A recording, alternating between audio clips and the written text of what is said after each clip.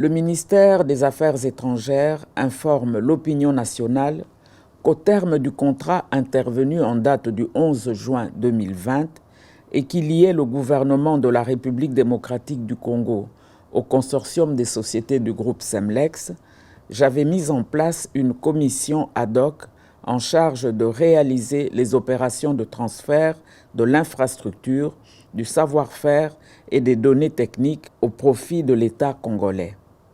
Cette commission avait aussi comme tâche d'examiner les aspects juridiques, techniques et financiers en vue de la relance de la production des passeports. Au terme de ces travaux, cette commission avait soumis à l'attention des autorités compétentes son rapport assorti des options qui devaient être levées.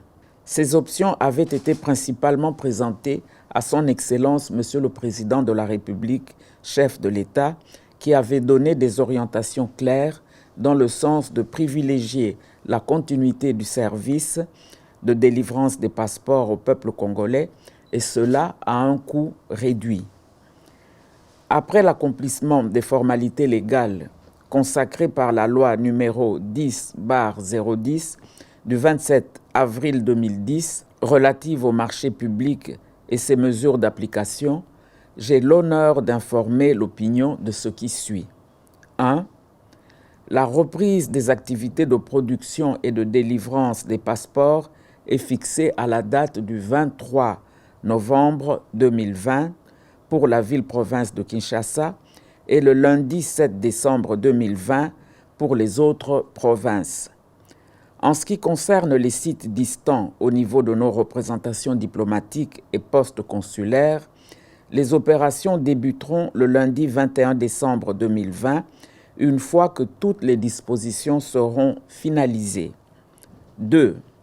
Le coût du passeport revient à l'équivalent en francs congolais de 99 $ américains, payables dans les banques qui seront désignées au pays et à l'étranger en ce qui concerne nos chancelleries.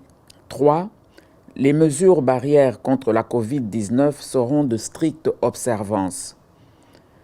Le ministère des Affaires étrangères remercie toute la population congolaise pour la patience qu'elle a observée pendant ce moment d'attente et l'invite à dénoncer toute forme d'antivaleur susceptible d'être décelée dans la chaîne de production des passeports congolais, symbole important de notre identité nationale et de notre souveraineté, faite à Kinshasa le 17 novembre 2020.